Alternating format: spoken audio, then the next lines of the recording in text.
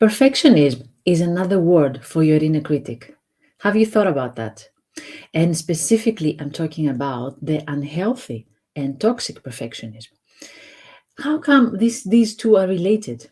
Well, think about that. Perfectionism is a mindset that pushes you all the time, that makes you work harder, that reminds you all the time that you are not enough and you should try harder, reminds you of other people's successes and is telling you that, yeah, you're not there yet. You have to work harder.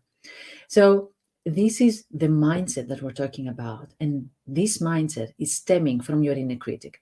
The inner critic is um, this voice in our head. We all have an inner critic, right?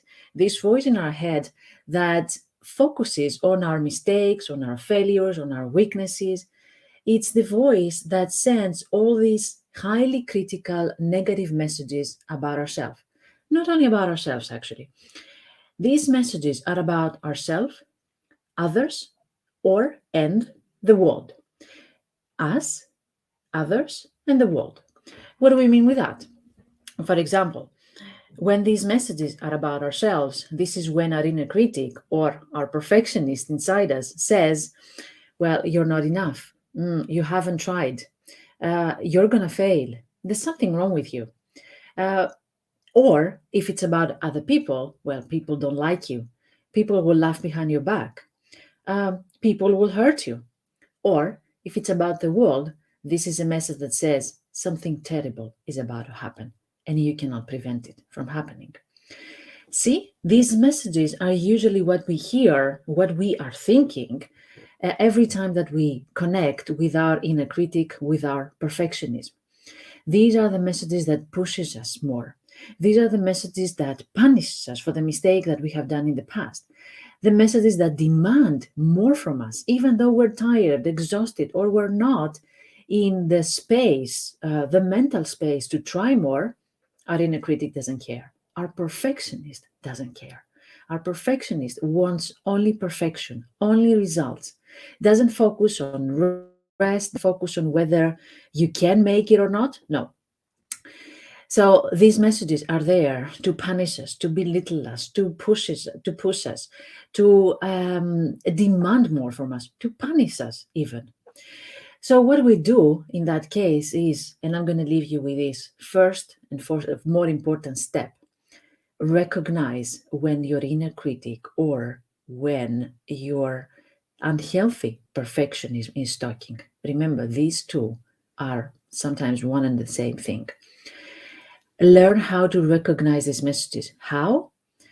Your body is giving you signals already. These are the moments when you cannot sleep. These are the days that you wake up in the middle of the night and you cannot go back to sleep because the perfectionistic machine is working and producing all these messages of you are not enough and your inner peace is gone. When you feel your stomach really tight, when you have physical symptoms, pain all over your body or in some parts of your body, these are signals that this is too much and I cannot do more. When you're feeling restless, as if something is bothering you, but you cannot put your finger on it, you cannot understand what is it exactly. When your breathing changes, you feel like a tight chest here. These are symptoms, signals that your inner critic is too loud in this moment and you cannot even catch your breath. Listen to these signals.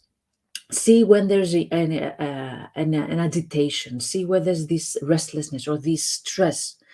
And remember this thing, sometimes stress is okay. We're talking about the unhealthy perfectionism versus the healthy perfectionism. The healthy perfectionist says, well, it's okay that you feel stressed because you have an important interview. It's fine. We're going to make it.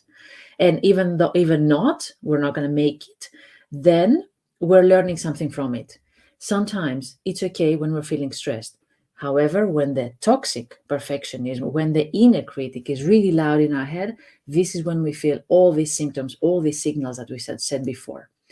So think about that. How your perfectionism is a very loud inner critic in your head. How you will be more able, more mindful in order to understand when this inner critic is talking to you. And of course, the next step is how we can reverse it to a more healthy, balanced voice that brings us more inner peace and is helpful rather than harmful. For more details, check the AntiLoneliness Academy because there's a course, How to Silence Your Inner Critic and Be More Kind to Yourself. I leave you with that. Have a nice day and take good care of yourself. And be kind to your mind. Bye.